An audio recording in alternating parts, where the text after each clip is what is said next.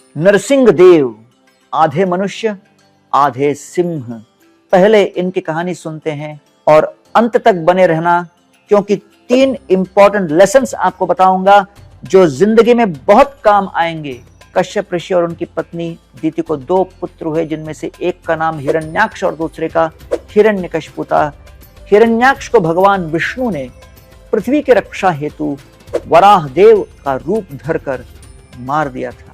अपने भाई की मृत्यु से दुखी और क्रोधित होकर हिरण्यकशिपु ने भाई की मृत्यु का बदला लेने के लिए अजेय होने का संकल्प लिया। न अंतर बहिर्दिवा नक्तम अन्यस्मात् अपि चायुधै न भूमौ नाम्बरे मृत्युर न नरैर न मृगैरपि। उसने कई सैकड़ों वर्षों तक भगवान ब्रह्मा जी की तपस्या करने के पश्चात एक अद्भुत वरदान प्राप्त किया था कि उसका वध ब्रह्मा जी के बनाए गए किसी भी प्राणी से न हो सके। इस वरदान के अनुसार वह न अपने घर के अंदर, न ही बाहर, न दिन में, न ही रात में, न भूमि पर, न ही आकाश में, न अस्त्र से, न ही शस्त्र से, न मनुष्य से, न ही पशु से मारा जा सकता था। इस वरदान को पाकर वह बहुत अधिक ताकतवर हो गया और तीनों लोकों में उन्हें हराने वाला कोई नहीं था। इसी वरदान के बाद वह स्वर्ग, पृथ्वी, पाताल लोक का राजा बन गया था। उन्होंने स्वयं को भगवान घोषित कर दिया और विष्णु को मानने से मना कर दिया। हिरण्यकशिपु ने स्वर्ग लोक के देवराज इंद्र को हटा दिया और पृथ्वी में भी अधर्म की स्थापना कर दी। सब जगह धर्म का नाश होने लगा। लेकिन प्रभु की लीला देखो, जो हिरण्यकशिपु तीनों लोकों का राजा बन बैठा था और स्वयं को भगवान घोषित किए हुए था, स्वयं उसी के घर में उसका पुत्र प्रहलाद भगवान श्री विष्णु का सबसे बड़ा भक्त निकला। नोद्विग्न चित्तो व्यसनेषु निस्पृह श्रुतेषु दृष्टेषु गुणेषु अवस्तुदृक् दान्तेन्द्रिय प्राण शरीरधीशदा प्रशांत कामो रहिता सुरासुरा। प्रहलाद बचपन से ही भगवान श्री विष्णु का भक्त था और उनकी भक्ति में ही लीन रहता था। प्रहलाद जैसे परम भक्त की भक्ति हमें यह सिखाती है, भक्ति में न सिर्फ शक्ति होती है बल्कि भक्ति अपने आप में एक शक्ति है। प्रार्थना ईश्वर को नहीं बदलती, परंतु वह प्रार्थना करने वाले व्यक्ति को बदल देती है। जब वह केवल 5 वर्ष का था, तब उसके पिता हिरण्यकशिपु के द्वारा उसे मारने के बहुत प्रयास किए गए। जैसे प्रहलाद को सांपों से भरे कारावास में फिकवा देना, हाथियों के पैरों के नीचे कुचलवाना, पहाड़ के नीचे खाई में फेंक देना, अग्नि में जलाने का प्रयास करना। अरे आश्चर्य की बात यह थी कि जब भी वह अपने पुत्र को मारने का प्रयास करते, तब तब प्रहलाद श्री हरि का नाम जपने लगता। उसके बाद स्वयं भगवान श्री विष्णु उनकी रक्षा करने आ जाते, लेकिन किसी को दिखाई नहीं देते। प्रहलाद के व्यक्तित्व से एक सीख तो मिलती है कि आप भगवान पर सच्चे मन से भरोसा रखो, आस्था रखो। भगवान हर हाल में हमेशा आपके साथ हैं। कहते हैं ना, जिसका हाथ प्रभु ने थामा, फिर विपत्ति ने उसके पास न जाना। निर्वैराय प्रशांताय स्वसुताय महात्मने प्रहरादाय यदा द्रुह्येत हनिष्येपि वरोर्जितम। भगवान श्री विष्णु ने संकल्प लिया था कि प्रहलाद का जो बाल बांका करने का प्रयास करेगा, मैं उसे समाप्त कर दूंगा। अपने छोटे से भक्त पर इस तरह के अत्याचार देखकर धीरे धीरे भगवान श्री विष्णु का क्रोध बढ़ता जा रहा था। एक दिन वह क्रोध का घड़ा फूट गया और भगवान श्री विष्णु ने भयंकर नरसिंह देव का अवतार लिया।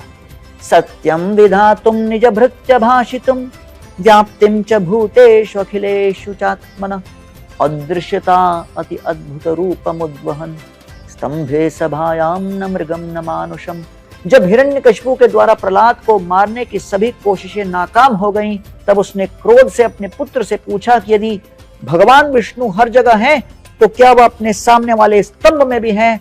इस पर प्रहलाद ने कहा कि श्री हरि तो हर एक कण में है, वह सामने वाले स्तंभ में भी है। यह सुनकर हिरण्यकशिपु को क्रोध आ गया और उसने स्तंभ को तोड़ने का प्रयास किया और उसने उस स्तंभ को तोड़ डाला। स्तंभ के टूटते ही एक जोरदार दहाड़ सुनाई पड़ी और उसमें से भगवान श्री विष्णु अपने नरसिंह अवतार में बाहर प्रकट हुए।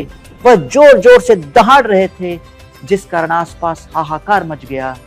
सभी सैनिक उनके उस भयानक रूप को देखकर आतंकित हो उठे।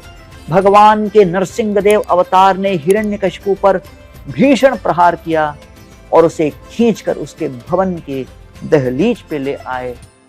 उन्होंने हिरण्यकशिपु के अपने जांघों पर बिठा लिया और अपने बड़े बड़े नाखूनों से उनका पेट चीरकर आंतड़ियां बाहर निकाल दी। इस प्रकार भगवान नरसिंहदेव ने हिरण्यकशिपु का अंत कर दिया। यह सिर्फ हिरण्यकशिपु का अंत नहीं, यह अंत थे उसके अहंकार का, जिसकी वजह से वह खुद को ईश्वर मानने लगा। हमें यह कभी नहीं भूलना चाहिए कि अहंकार का न सिर्फ अंत होता है, बल्कि यह हमारा भी अंत कर देता है। जब भगवान नरसिंहदेव ने हिरण्यकशिपु का वध किया, उस समय न दिन था न रात, बल्कि शाम का समय था। उन्होंने उसे न भवन के अंदर मारा न बाहर उसकी दहलीज पर मारा।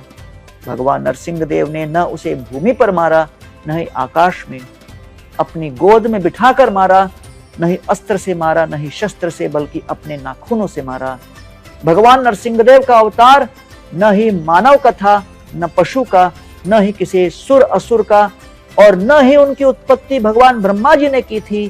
हिरण्यकशिपु का वरदान विफल करके उनका वध कर दिया। हिरण्यकशिपु का वध करने के पश्चात जब भगवान श्री विष्णु का नरसिंह अवतार शांत नहीं हुआ, तो सभी जगह भय व्याप्त हो गया। नरसिंह भगवान अभी भी बहुत अधिक क्रोध में थे, जिससे सभी देवता और राक्षस चिंता में पड़ गए। तब भक्त प्रहलाद साहस करके उनके निकट गए और उन्हें शांत किया। भक्त प्रहलाद को अपने सामने देखकर भगवान नरसिंहदेव का क्रोध शांत हो गया और उन्होंने उन्हें बहुत स्नेह दिया। मुझे लगता है कि इस कहानी से सीखने वाली सबसे महत्वपूर्ण सीख ईश्वर की सर्वव्यापकता है, जो हर जगह उपस्थित है। यहाँ तक कि हिरण्यकशिपु के हॉल में एक सांसारिक स्तंभ के भीतर से भगवान श्री नरसिंहदेव के रूप में प्रकट थे। दूसरी बात, यह हमारे अपने कर्म हैं जो हमें अंततः हम बनाते हैं, न कि हमारा जन्म। प्रहलाद का जन्म सबसे दुष्ट और क्रूर असुरों के परिवार में हुआ था, जो धर्म के कट्टर शत्रु थे, लेकिन अपनी बहादुरी और निस्वार्थ भक्ति के कारण उन्हें अब तक के सबसे महान भक्तों में से एक के रूप में स्मरण किया जाता है। एक सुंदर कमल सबसे गंदे और कीचड़ भरे तालाब में भी खिल सकता है। और तीसरा, विश्वास सबसे महत्वपूर्ण है, इसे टूटने न दें। भगवान नरसिंहदेव का आशीर्वाद लेने के अलावा इन शिक्षाओं को अपने जीवन में अपनाएं। नरसिंहदेव भगवान की जय। भक्तराज प्रहलाद महाराज की